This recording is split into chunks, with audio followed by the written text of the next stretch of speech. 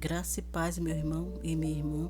Irmãos, vamos continuar com a mensagem passada que falava porque Deus não salvou Jesus Cristo da cruz. Meus irmãos, Jesus, antes de vir ao mundo, Jesus foi anunciado por alguns profetas. Só que o profeta Isaías foi quem mais anunciou, quem mais falou sobre a vinda de Cristo a esse mundo. Então, meus amados, a profecia bíblica ela é de extrema importância para os nossos dias, para a nossa vida. Foi através dela que o mundo ficou sabendo que viria um Salvador para nós. Isaías foi quem mais profetizou sobre Cristo. Isaías profetizou cerca de 700 anos antes do nascimento de Jesus. Essa passagem bíblica está em Isaías 7,14. Portanto, o mesmo Senhor vos dará um sinal.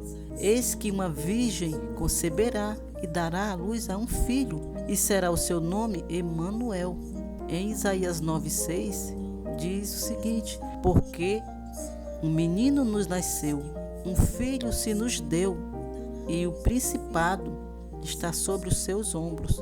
O seu nome será Maravilhoso, Conselheiro, Deus Forte, Pai da Eternidade, Príncipe da Paz. Está vendo, meu irmão, a importância da profecia bíblica? Isso tudo está em Isaías, muito antes de Jesus vir ao mundo, muitos séculos antes. Isaías já profetizava que viria um Salvador para nossas vidas. Deus já estava mostrando para ele que ele tinha um Salvador para a humanidade. Ele não queria abrir mão da humanidade, do povo dele, da criação dele, para você ver como nós somos importantes para Deus. Deus criou um plano perfeito de salvação. Essa passagem, meu irmão, ela é um texto que relata a profecia acerca da vinda do Messias. E esse menino nasceria para reinar, salvar e governar. Outros profetas também profetizaram a vinda de Cristo, muito antes do seu nascimento. Profetas do Antigo Testamento descreveram, meu irmão, acontecimentos que ocorreriam centenas de anos depois. Eles previram a vida de Jesus usando detalhes extraordinários. Esses detalhes que esses profetas descreveram, meu irmão, foi Deus que mostrou para eles. Deus mostrou para Miqueias, e Miqueias disse que o local de nascimento de Jesus seria em Belém. Em Isaías, fala do sacrifício de Jesus. Verdadeiramente, ele tomou sobre si nossas enfermidades e as nossas dores, levou sobre si. O profeta Zacarias profetizou a crucificação do Messias e também profetizou que Jesus entraria em Jerusalém montado sobre um jumentinho. Isso está em Zacarias 9,9, meu irmão e minha irmã. Então, são detalhes extraordinários que só Deus poderia revelar para esses homens. O profeta Jeremias avisou que o Senhor, Jesus, seria descendente do rei Davi, da tribo de Judá, e que vinha estabelecer o seu reinado sobre a terra. Meus irmãos, muitas profecias bíblicas estão centralizadas em Jesus, em sua vinda e em seu papel no destino da humanidade. Através delas, Deus revelou seu plano de salvação e preparou o caminho para a vinda do Messias. Isso é extraordinário, só Deus pode fazer isso, só o Senhor. Agora, meus irmãos, o mais importante é que as profecias bíblicas, elas ensinam a mensagem de Deus, de que Jesus Cristo viria ao mundo para salvar a humanidade. Ele viria ao mundo como o sacrifício perfeito de Deus, para morrer por nós pecadores. E essa mensagem também ela fala que Jesus morreria, mas ele ressuscitaria e aniquilaria a morte para sempre, porque ele ressuscitaria.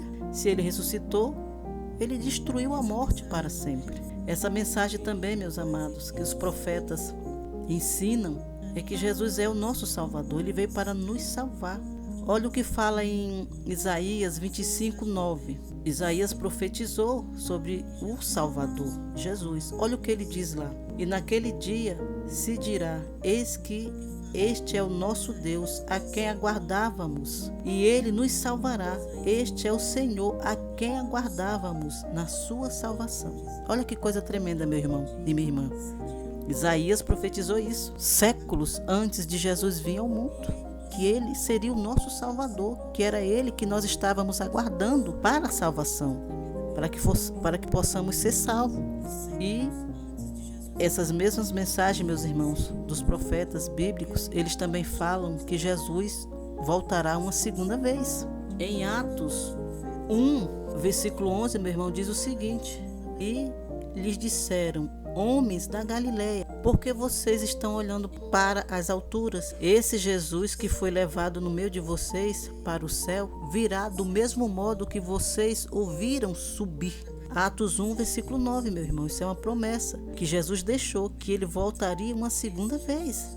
Essa passagem se refere ao momento em que Jesus ascendeu ao céu, ele subiu aos céus, depois de passar 40 dias ensinando os seus discípulos. Ele ressuscitou, ele não subiu ao céu imediatamente, ele passou 40 dias ensinando os seus discípulos sobre o reino de Deus. Os discípulos estavam olhando para o céu, pois eles tinham visto Jesus subir, e eles perguntaram aos anjos quando ele voltaria, porque quando Jesus estava subindo tinha 2 anjos, veio 2 anjos levar Jesus, tinha 2 anjos ao lado deles. Então eles perguntaram aos anjos quando ele voltaria. Os anjos responderam que Jesus voltaria do mesmo modo que tinha subido. Isso significa que Jesus voltará com glória e com grande poder, meu irmão, como um rei que vem para julgar todos. Essa passagem nos lembra de que devemos estar preparados para a vinda de Jesus, pois ele virá no tempo certo e em grande poder e glória para levar a sua noiva, a sua igreja. Amém, meus irmãos? Então, meus amados, essa é a resposta para as pessoas que não entendem direito o porquê que Deus não livrou Jesus da cruz. Só que isso tudo, meus irmãos, deixa uma dúvida ainda. Deixa uma dúvida e deixa uma pergunta no ar. Por quê? Porque Deus teve que sacrificar seu filho. Ele poderia ter salvo a humanidade sem sacrificar Jesus. Claro que ele poderia, ele é Deus.